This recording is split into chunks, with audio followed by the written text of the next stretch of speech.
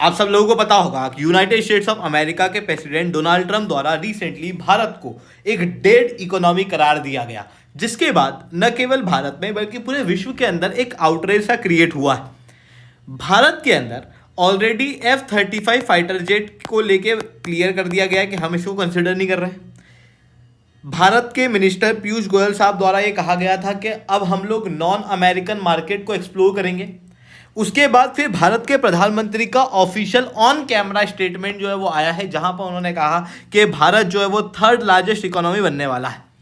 अब दोस्तों यहाँ पर बात आती है कि डोनाल्ड ट्रंप के स्टेटमेंट कितने सही हैं और इसका जवाब भारत किस तरीके से दे रहा है, इसे मैं शुभेंदु चौहान डिटेल में आप लोगों के साथ में चर्चा करूंगा। और उसके पहले आप लोग मेरे साथ में SRC10 टेलीग्राम ग्रुप के ऊपर जुड़ सकते हो। मेरी क्लास की अपडेट, PPT, PDF सब कुछ आपको यहाँ पे मिल जाएगी। UPSC CSE की तैयारी करना है, इंडिया के टॉप एजुकेटर से ऑफलाइन क्लास के अंदर पढ़ना है, आप लोगों के पास में अच्छा मौका है। अनअकैडमी अब केवल ऑनलाइन ही रहा है, अनअकैडमी भी अब ऑफलाइन भी आ चुका है। हमारे सेंटर्स ऑलरेडी खोले जा चुके हैं, जुड़ना चाहते हो तो इस नंबर पे कांटेक्ट कर सकते हो। इसके अलावा monthly current affairs magazine, previous year question, prelims के मॉक टेस्ट, एनसीईआरटी की नोट्स समरी, इंडिया की बुक की summary free of cost download करना है। नीचे डिस्क्रिप्शन के अंदर मैंने लिंक दी हुई है, वहां से आप लोग डाउनलोड कर सकते हो। चलिए दोस्तों, समझने का प्रयास करते हैं यहाँ पे क्या हुआ है। देखो, 30 जुलाई के दिन यूएस प्रेसिडेंट डोनाल्ड ट्रंप कई सारे देशों के ऊपर टैरिफ लगाना शुरू करते हैं। भारत के ऊपर भी 25% तक के टैरिफ लगाए जाते हैं। इन टैरिफ की वजह से भारत को कुछ नुकसान होगा, माना जा रहा है लगभग $85 बिलियन का नुकसान भारत को हो सकता है। In terms of export, in terms of revenue लगभग 7 से 10 बिलियन डॉलर का नुकसान हो सकता है। बट इन डाटा को बहुत ज़्यादा क्रेडिबल माना जा नहीं सकता, क्योंकि ये जो डाटा रिलीज किया गया है ये सिटी बैंक के द्वारा किया गया है, जो कि खुद अमेरिका की एक कंपनी है। बट हाँ, pharmaceutical, textile, garment sector, machinery sector और एनर्जी सेक्टर, इन सेक्टर्स के अंदर नुकसान हो सकता है। यहाँ पर मैंने आपको ये डाटा क्यों बताया है, ये डाटा बताने का जो मेन कारण था वो ये था कि देखो, मार्केट के अंदर कई सारे डाटा को मैनिपुलेट करके अमेरिका द्वारा सर्कुलेट किया जा रहा है, क्योंकि वो लोग इस तरीके के नैरेटिव चलाते हैं। उनके नैरेटिव वॉरफेयर जो है वो काफ़ी मजबूत है। इसी कारण से हर डाटा और हर फैक्ट का भरोसा भी ना करें, एक बार देख लें कि किस कंपनी के द्वारा उसे इशू किया जा रहा है। बट फिर उसके साथ में यूएस प्रेसिडेंट डोनाल्ड ट्रंप ने एक ऐसा स्टेटमेंट दिया जिससे पूरा विश्व चौंक गया। यूएस प्रेसिडेंट डोनाल्ड ट्रंप कहते हैं कि भारतीय अर्थव्यवस्था एक डेड अर्थव्यवस्था है, रशिया की तरह। उनको आपस में व्यापार करना तो करने दो, मेरे को उस बात से कोई फर्क नहीं पड़ता। ठीक इस तरीके की बातें इनके द्वारा की गई। अब आप समझने का प्रयास कर रहा कि दुनिया के अंदर भारत को लेके कई सारी चीज़ों के ऊपर डिस्कशंस हैं। कुछ चीज़ों के अंदर अलग अलग एक्सपर्ट अलग अलग तरीके की राय रखते हैं, क्योंकि वो चीज़ें ओपिनियन बेस्ड हैं, वो चीज़ें जो है वो फैक्चुअल नहीं है।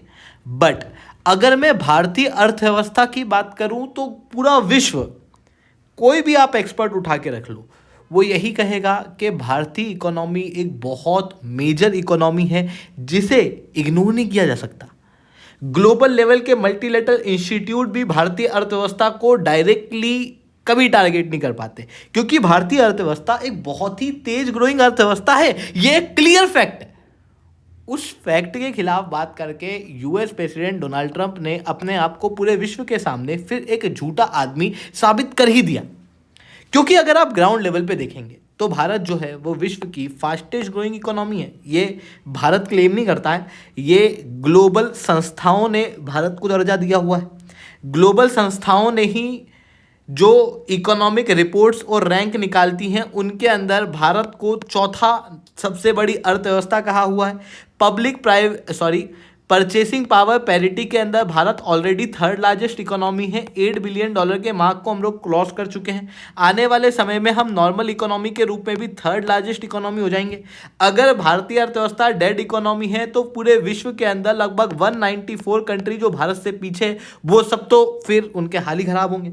फिर उसके बाद में भारत ने रिसेंटली चाइना को भी सरपास कर दिया है in terms of most cost effective manufacturing hub, जो क्लियरली दर्शाता है कि भारत एक डेड इकोनॉमी तो नहीं है। इवन 1995 के बाद से अभी तक में हम लोगों ने 12 गुना अपनी जीडीपी के अंदर ग्रोथ प्राप्त की है, जो दर्शाता है कि अभी भी भारतीय अर्थव्यवस्था वाइब्रेंट और डायनेमिक है। Even US president Donald Trump ने जो झूठ बोला, इस झूठ को उनके ही एआई टूल मानने को तैयार नहीं है। अगर आप एआई टूल्स जैसे ChatGPT, जेमिनाई, इनसे पूछोगे कि क्या भारतीय अर्थव्यवस्था डेड इकोनॉमी है, वो लोग भी कहेंगे क्लियरली नॉट, क्योंकि इंडियन अर्थव्यवस्था वाइब्रेंट, डायनेमिक और फुल पोटेंशियल रखने वाली इकोनॉमी है। भारतीय मिनिस्टर पीयूष गोयल द्वारा क्लियरली ये बात कही गई कि इंडिया जो है वो पूरे विश्व की जीडीपी के अंदर 16% तक कंट्रीब्यूट करता है। ऐसी कंडीशन में ग्लोबल डिमांड का एपिसेंटर भारत एक डेड इकोनॉमी कैसे हो सकता है? चाइना प्लस वन स्ट्रेटेजी के अंदर कई सारी कंपनियां, चाहे वो फॉक्सकॉन हो, चाहे वो एप्पल हो, चाहे वो टेस्ला हो, ये सारी कंपनियां भारत के अंदर आ रही हैं, चाइना को छोड़ के कहीं और नहीं जा रही, वियतनाम वगैरह के अंदर जा रही है। हालांकि ये सारी चीज़ ये दर्शाता है कि भारतीय अर्थव्यवस्था जो है वो एक मजबूत क्रेडेंशियल के ऊपर लाया करती है। कोविड-19 के बाद जब दुनिया भर के अंदर रिसेशन आ रहा था, भारत की इकोनॉमी केवल एक ही समय पर नेगेटिव ग्रोथ शो करने के बाद में वी शेप के अंदर रिकवरी की थी, जो दर्शाता है कि भारतीय इकोनॉमी के जो फंडामेंटल्स हैं वो काफ़ी स्ट्रांग है।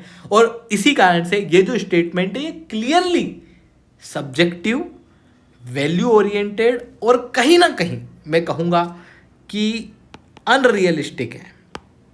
इवन ये यूएस प्रेसिडेंट डोनाल्ड ट्रंप की एक प्रेशर बेस्ड ट्रेड डिप्लोमेसी है, जहां पर भारत को प्रेशर किया जा रहा है उनके द्वारा कि भाई भारत जो है वो उनके साथ में एक टेबल के ऊपर आके बैठ जाए और उसके वजह से भारत और अमेरिका के बीच में ट्रेड डील हो जाए। बट भारत के ट्रेड मिनिस्टर पीयूष गोयल साहब द्वारा क्लियरली ये बात कही गई है, India won't accept pressure based trade diplomacy. ऐसी कंडीशन में हिंट किया गया है कि हम लोग रिटेलिएट करेंगे और डाइवर्सिफाई करेंगे अपने एक्सपोर्ट को in terms of middle east, Africa, Asian और यूरोप। इवन भारत ने F-35 फाइटर जेट्स के लिए भी फॉर्मली ये बात कह दी है कि हमारा कोई भी फॉर्मल डिस्कशन अमेरिका के साथ में नहीं चल रहा है। अब आप कहोगे कि फॉर्मल डिस्कशन चल ही नहीं रहा, तो फिर इस बात को बोलने से अमेरिका का नुकसान क्या होगा? देखो, किसी भी हथियार को जब भारत जैसा देश कंसिडर करता है तो फिर दूसरे देश भी उसको खरीदने की सोचते हैं। एग्जाम्पल के स्वरूप में आप ऐसा देखो कि अगर हम कहें कि फ्रांस कह रहा है कि हम पिनाक मिसाइल खरीदेंगे, तो फिर उस पिनाक मिसाइल की तरफ पूरी दुनिया का ध्यान जाएगा। सिमिलरली अगर भारत कहेगा कि हम F-35 खरीद रहे हैं, तो अमेरिका के F-35 के ऊपर पूरी दुनिया का ध्यान जाएगा। पर अगर भारत कहेगा कि हम F-35 नहीं खरीद रहे हैं, तो वही चीज़ उल्टी भी होगी। तो यही चीज़ देखने को मिलती है, तो वही नुकसान हम लोगों ने यहाँ पे पहुँचाया। उसके बाद में फिर अभी भारत के प्रधानमंत्री द्वारा क्लियरली वाराणसी के अंदर अपनी स्पीच के अंदर कहा गया कि in a time of global economic uncertainty, यानी कि अभी जो दौर है ये एक ऐसा दौर है जहां पर पूरे विश्व के अंदर अर्थव्यवस्थाएं चरमरा रही हैं, ग्लोबल इकोनॉमी के अंदर अनसर्टेनिटी देखने को मिल रही है, पर भारतीय अर्थव्यवस्था अभी भी थर्ड लार्जेस्ट इकोनॉमी की तरफ आगे बढ़ रही है और आने वाले समय में हम लोग थर्ड लार्जेस्ट इकोनॉमी बन जाएंगे। हालांकि यहाँ पर इन स्टेटमेंट के अंदर डायरेक्टली डोनाल्ड ट्रंप का नाम लिया नहीं गया, बट यहाँ पर क्लियरली ये शो किया गया कि भारतीय अर्थव्यवस्था जो है वो एक मजबूत अर्थव्यवस्था है। और उसके साथ में भारत ने ये कहा, भारत के प्रधानमंत्री ने कहा कि ऐसे अनसर्टेन समय में हर एक देश अपने इकोनॉमिक हितों को देख रहा है और इसी वजह से हर देश के उसी तरीके के रिएक्शन आ रहे हैं। ऐसी कंडीशन में भारत को भी अपने ही आर्थिक हितों को ध्यान में रखना चाहिए। और भारत मतलब कौन? भारत मतलब भारत के लोग।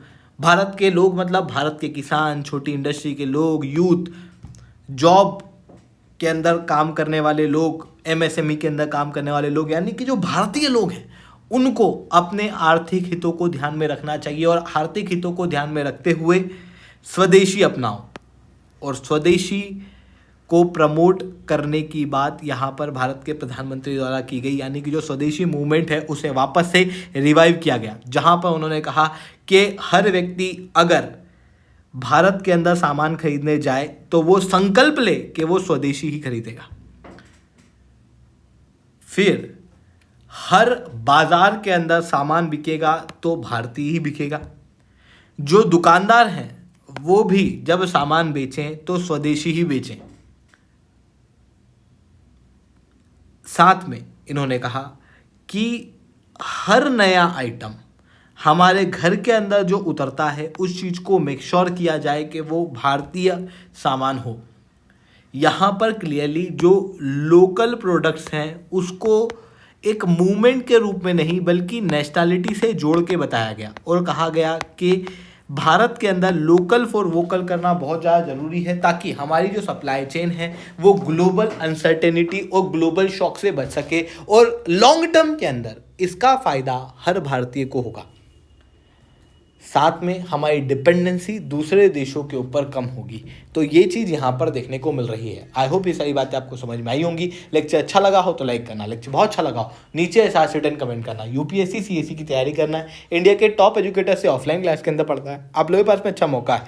अनअकैडमी अब केवल ऑनलाइन ही रहा है, अनअकैडमी अब ऑफलाइन भी आ चुका है। हमारे सेंटर्स ऑलरेडी खोले जा चुके हैं। जुड़ना चाहते हो तो इस नंबर पर कांटेक्ट कर सकते हो। उसके अलावा मंथली करंट अफेयर्स की magazine, previous year question, prelims के मॉक टेस्ट, एनसीईआरटी के नोट्स की समरी, इंडिया ईयर बुक की summary free of cost download करना है। नीचे डिस्क्रिप्शन के अंदर मैंने लिंक दी है, वहां से आप लोग डाउनलोड कर सकते हो। ठीक है दोस्तों, आज के लिए इतना ही। That's all from my side. जय हिंद, जय भारत।